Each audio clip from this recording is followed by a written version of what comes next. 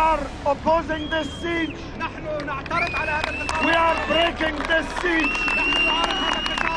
We are breaking this siege. This is the story of a group of British volunteers who undertook a 5,000-mile journey by road across Europe and North Africa on a humanitarian mission.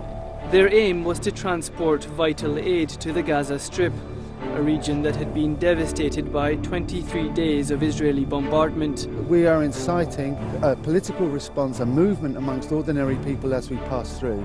And as they made their way across the dusty roads of the Maghreb, their initiative was met with a vast amount of support, as well as occasional hostility. One of our guys has just been attacked. His head's cut open. Call an ambulance. They called themselves Viva Palestina, a lifeline to Gaza.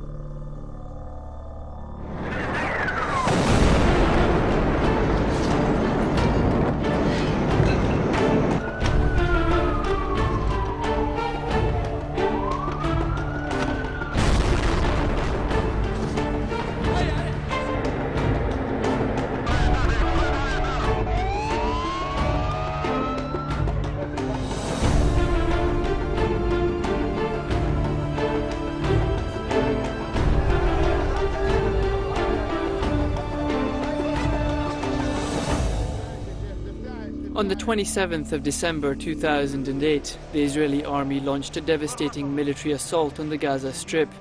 More than 1,300 people were killed in the days that followed. The unrelenting violence shocked the world as it watched through the eyes of television news, and it opened up a gulf between people and their governments, particularly in the Arab world, where leaders seem to be incapable or unwilling to take a firm stance against Israel's actions. Here in the UK, as in many other parts of the world, members of the public responded by taking to the streets. British Member of Parliament George Galloway was with them. I'm not inexperienced in the subject of Palestinian suffering, but somehow, perhaps it's the fact that we were there, PressTV was there, we had pictures 24/7 and on other satellite channels too. Perhaps it was the fact that one was almost watching the people die. This affected me more profoundly than any other episode in the Palestinian story.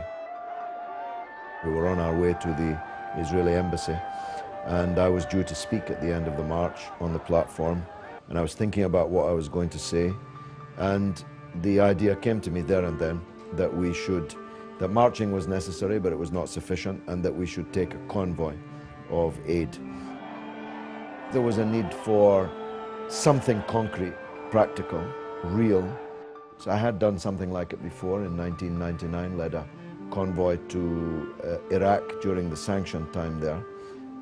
I knew the kind of impact it would have on Arab and Muslim public opinion. I hoped it would have a bigger impact on Western public opinion.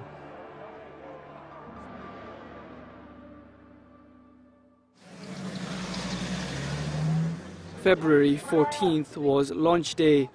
More than 100 vehicles from cities and towns across the UK made their way to Hyde Park in central London to begin their expedition. Fundraising efforts in the weeks leading up to the launch had exceeded expectations, and the convoy was several times larger than had originally been anticipated. It carried medicine, hospital equipment, generators, clothing, as well as whatever else local communities could muster up in the short amount of time they had been given.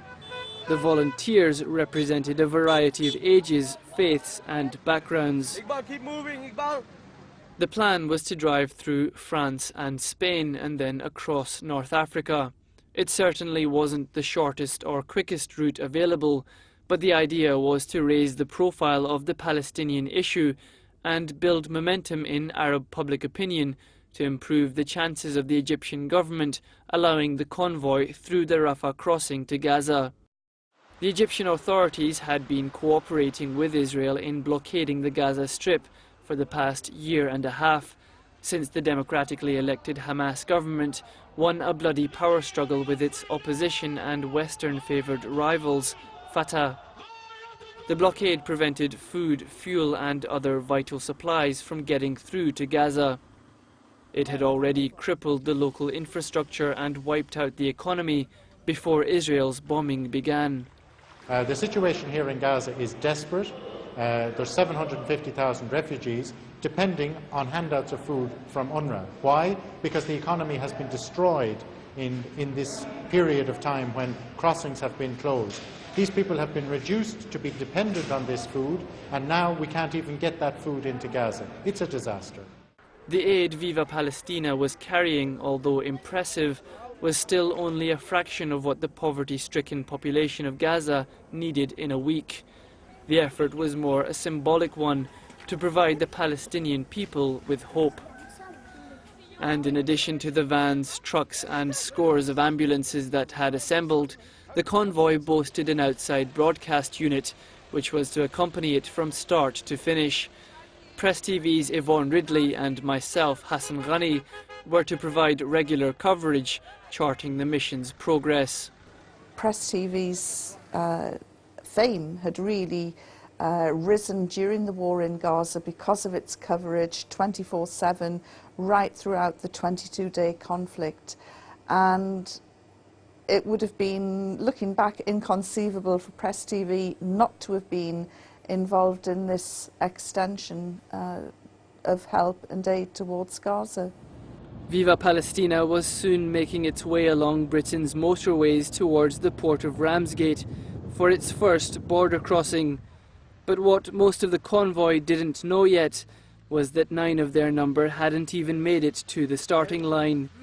They'd been detained without charge by British police under the Terrorism Act as they were making their way to London. 9 brothers were detained. 3 are still detained, and we don't know exactly why. We're making inquiries about it. They have the best lawyers that we could muster in the northwest of England. 6 brothers, however, were released as innocent as when they were falsely arrested. We suspected strongly that this was an attempt to derail the convoy, and indeed that was how the media used it. The national coverage in Britain had been entirely absent until those arrests, and then on the Saturday afternoon the headlines began: Galloway's terror convoy. Campaigners had previously been complaining about the lack of national coverage Viva Palestina had been receiving.